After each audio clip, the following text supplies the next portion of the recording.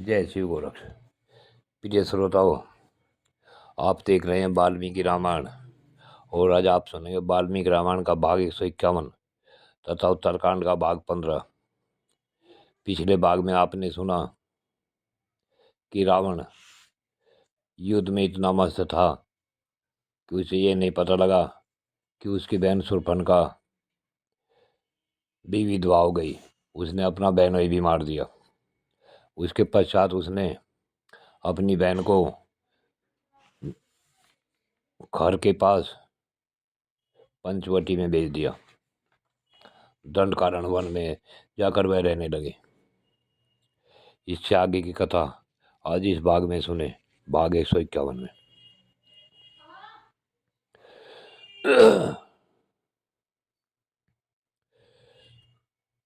जब सूर्य अस्त हो चले तब रावण अपनी सेना के साथ उत्तर की दिशा में जा रहा था तो कैलाश पर्वत में उसने रात व्यतीत करने का विचार किया।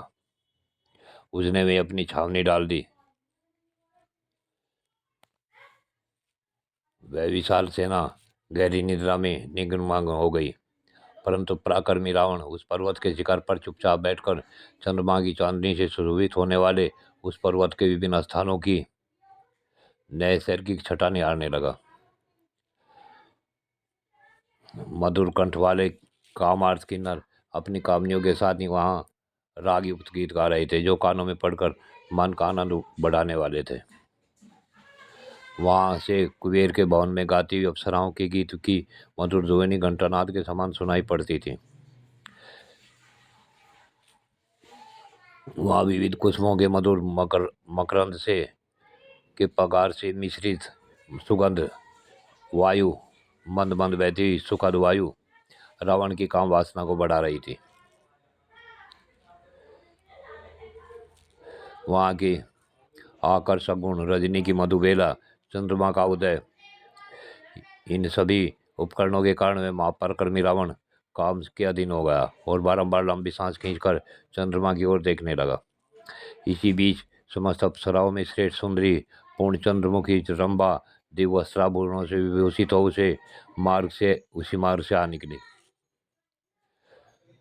वह दिव्य पुष्पों से अपना श्रृंगार करके प्रिय समागम रूप दिव्य उत्सव के लिए जा रही थी।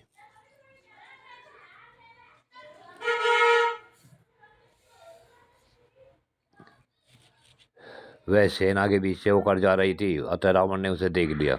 देखते हुए कामदेव के बाणों का भी शिकार हो गया और खड़ा होकर उसने अन्यत्र जाती हुई रंभा का हाथ पकड़ लिया।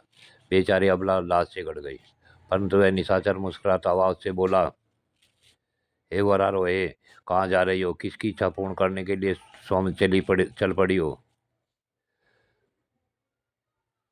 इंद्र, उपेंद्र अथवा अश्वनी कुमार ही क्यों न हो, इस समय कौन पुरुष मुझसे बढ़कर है? वीरू, तुम मुझे छोड़कर अन्यत्र कहाँ जा रही हो? यह अच्छा नहीं है। स्थूल नितंब वाली सुंदरी है, सुंदर शिला है, इस पर बैठकर विश्राम करो।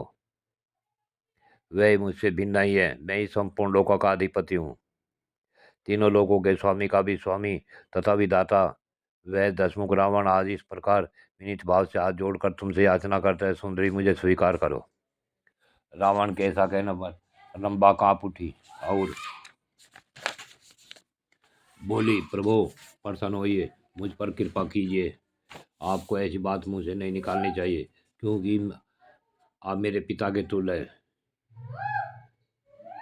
अगर कोई और पुरुष मेरा तिरस्कार करने पर उतारू हो तो उसे भी आपको मेरी रक्षा करनी चाहिए। मैं आपकी पुत्रवधू यह आपसे सच्ची बात बता रही हूँ। रंभे ये सिद्ध हो जाए कि तुम मेरे बेटे की बहू हो, तभी मेरी पुत्रवधू हो सकती हो, अन्यथा नहीं। तो रंभा ने बहुत अच्छा कहकर रावण को उत्तर दिया, हे राक्षस शिरोमणि, धर्म के अनुसार मैं आपके पुत्र की ही भार्या हूँ। आपके बड़े भाई कुबेर के पुत्र मुझे प्राणों से बढ़कर प्रिय हैं। वे तीनों लोगों में नलकुबर नाम से विख्यात है तथा धर्मानुष्ठान की दृष्टि से ब्राह्मण और पराक्रम की दृष्टि से क्षत्रिय हैं। आप मेरे माननीय गुरुजन हैं, अतः आपको मेरी रक्षा करनी चाहिए। ये सुनकर दशग्रीव ने उससे नम्रतापूर्वक उत्तर दिया, रंभे, तुम अपने को जो मेरी पुत्रवधू बता रही हो वह ठीक नहीं जान पड़ता। यह नाता रिश्ता उन स्त्रियों के लिए लागू होता है जो किसी एक पुरुष की पत्नी हो। तुम्हारे देवलोक की तो स्थिति दूसरी है, वहाँ सदा से यही नियम चला आ रहा है कि अप्सराओं का कोई पति नहीं होता। वहाँ कोई एक स्त्री के साथ विवाह करके नहीं रहता। ऐसा कहकर उस राक्षस ने रंभा को बलपूर्वक शिला पर बैठा लिया और कामभोग से में आसक्त हो उसके साथ समागम किया। उसके पुष्पार टूट कर गिर गए, सारे आभूषण अस्त्र व्यस्त हो गए। उपयोग के बाद रावण ने रंभा को छोड़ दिया। रंभा लज्जा और भय से कांपती हुई नलकुबर के पास गई और हाथ जोड़कर उनके पैरों पर गिर पड़ी। रंभा को इस अवस्था में देख महावना नलकुबर ने पूछा, भद्रे क्या बात है, तुम इस तरह मेरे पैरों पर क्यों पड़ गई? वह थरथर कांप रही थी। उसने लंबी सांस खींचकर हाथ जोड़ लिए और जो कुछ हुआ था वह सब ठीक ठीक बताना आरंभ किया। हे देव, यह दसमुख रावण स्वर्ग लोक पर आक्रमण करने के लिए आया है। इसके साथ बहुत बड़ी सेना है। उसने आज की रात में मेरा ये उसने यही डेरा डाल रखा है। मैं आपके पास आ रही थी, किंतु उस राक्षस ने मुझे देख लिया और मेरा हाथ पकड़ लिया। फिर पूछा, तुम किसकी स्त्री हो? मैंने उसे सब कुछ सच सच बता दिया, किंतु उसका हृदय कामजनित हुओं से आक्रांत था, इसलिए मेरी वह बात नहीं सुनी। देव में बारंबार प्रार्थना करती ही रह गई कि प्रभु, मैं आपकी पुत्रवध हूँ, मुझे छोड़ दीजिए, किंतु उसने मेरी बातें अनसुनी कर दी और बलपूर्वक मेरे साथ अत्याचार किया। यह सुनकर नलकुबर को बड़ा क्रोध हुआ। रंभा पर किए गए उस मान अत्याचार को सुनकर उन्होंने जान लगाया। उस समय रावण की उस करतूत को जानकर नलकुबर के नेत्र क्रोध से लाल हो गए और उन्होंने अपने हाथ में जल लिया। जल लेकर पहले विधि पूर्वक आचमन करके नेत्र आदि सारी इंद्रियों का स्पर्श करने के अंतर उन्होंने राक्षस राज को बड़ा भयंकर श्राप दिया। वे बोले, भद्रे, तुम्हारी इच्छा न रहने पर भी रावण ने तुम पर बलपूर्वक अत्याचार किया है, अतः वह आज से दूसरी किसी ऐसी युवती से समागम नहीं कर सकेगा जो उसे चाहती न हो। यदि वह काम पीड़ित होकर उसे न चाहने वाली युवती पर बलात्कार करेगा तो तत्काल उसके मस्तक के 7 टुकड़े हो जाएंगे। नल ब्रह्मा आदि सभी देवताओं को बड़ा हर्ष हुआ। रावण के द्वारा की गई लोक की सारी दुर्दशा को और उस राक्षस की मृत्यु को भी जानकर ईश्वर तथा पितरों को भी बड़ी प्रसन्नता प्राप्त हुई। उस रोमांचकारी शाप को सुनकर रावण ने अपने को न चाहने वाली स्त्रियों के साथ बलात्कार करना छोड़ दिया। जिन जिन पतिव्रता स्त्रियों को हर कर ले गया था, उन सब के मन को नलकुबर को दिया हुआ साप बड़ा प्रिय लगा। उसे सुनकर वे सब की सब बहुत प्रसन्न हुई। कैलाश पर्वत को पार करके रावण सेना और सवारियों के साथ इंद्रलोक में जा पहुंचा। रावण का आगमन सुन इंद्र अपने आसन से उठ खड़े हुए और अपने पास आए समस्त देवताओं से बोले, तुम सब लोग दुरात्मा रावण के साथ युद्ध करने के लिए तैयार हो जाओ। इंद्र के ऐसा कहने पर युद्ध में उन्हीं के समान पराक्रम प्रकट करने वाले महाबली देवता कवच आदि धारण करके युद्ध के लिए उत्सुक हो गए।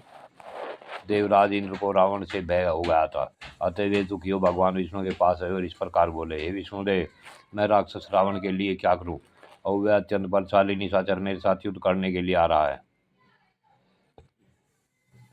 अतः जैसे पहले आपने बल का आश्रय ले मैंने नमुची, वृतासुर, बलि, नरक और संबर आदि असुरों को दग्ध कर डाला है, उसी प्रकार इस समय भी इस असुर का अंत हो जाए, ऐसा कोई उपाय आप ही कीजिए।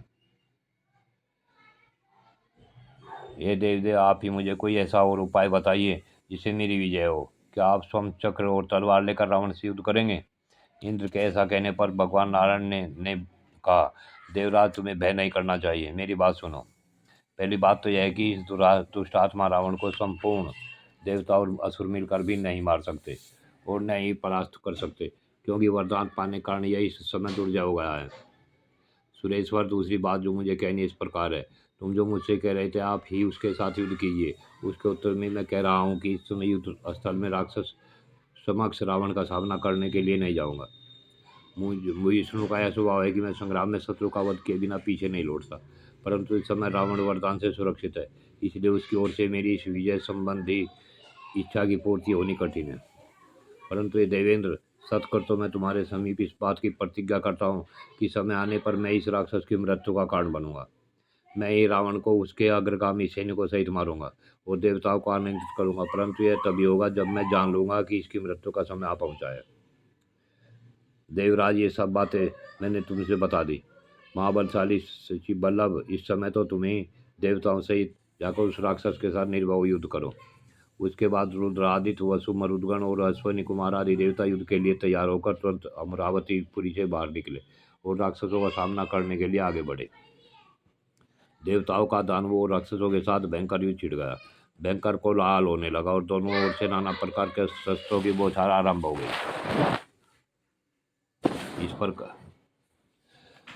मारीच परस्त आदि राक्षस देवताओं की सेना में प्रवेश कर गए। उसने कुपित हो नाना प्रकार के पहने शस्त्र समझ देवताओं को उसी तरह मार भगाया जैसे वायु बादलों को छिन भिन कर देती है। इसी समय वसुओं से 8वें वसु ने, जिनका नाम सावित्र है, सम्रांगण में प्रवेश किया। इसके सिवा अदिति के 2 महापराक्रमी पुत्र त्वष्टा और पूषा ने अपनी सेना के साथ एक ही समय युद्ध स्थल में प्रवेश किया। वे दोनों वीर निर्भय थे। फिर तो देवता और राक्षसों के साथ घोर युद्ध होने लगा। युद्ध से पीछे न हटने वाले राक्षसों की बढ़ती हुई कीर्ति देख सुनकर देवता उनके प्रति बहुत कुपित थे। उसके बाद राक्षस समरभूमि में खड़े हुए लाखों देवताओं को नाना प्रकार के घोर अस्त्र शस्त्र द्वारा भगाने लगे। इसी तरह देवता विमान बल पराक्रम से संपन्न घोर राक्षसों से समरभूमि में चमकीले अस्त्र शस्त्र से मार मार कर यमलोक भेजने लगे। हे श्री राम, अंत्यत क्रोध में भरकर अपने भांति भांति के तीखे अस्त्र शस्त्रों द्वारा समस्त देव सेना को तितर बितर सुमाली ने कर दिया। उनके बाणों और भयंकर शूलों प्रातों की वर्षा से मारे जाते सभी देवता युद्ध क्षेत्र में संगठित होकर खड़े न रह सके। सुमाली द्वारा देवताओं के भगाए जाने पर 8वें वसु सावित्र को बड़ा क्रोध हुआ। वे अपनी रथ सेनाओं के साथ आकर उस पर प्रहार करने वाले निशाचर के सामने खड़े हो गए। माँ तेजस्वी सावित्र ने युद्ध स्थल में अपने पराक्रम द्वारा सुमाली को आगे बढ़ने से रोक दिया। सुमाली और वसु दोनों में से कोई भी युद्ध से पीछे हटने वाला नहीं था। उन दोनों में महान एवं रोमांचकारी युद्ध छिड़ गया। महात्मा वसु ने अपने विशाल बाणों द्वारा सुमाली के सर्प जूते हुए रथ को क्षण भर में तोड़ फोड़ कर गिरा दिया। युद्ध स्थल में सैकड़ों बाणों से छिदे हुए सुमाली के रथ को नष्ट करके वसु ने एक निशाचर के वध के लिए कालदंड के समान एक भयंकर गदा हाथ में ली, जिसका अग्रभाग अग्नि के समान था, और सुमाली के सिर पर दे मारा। उसकी चोट लगते ही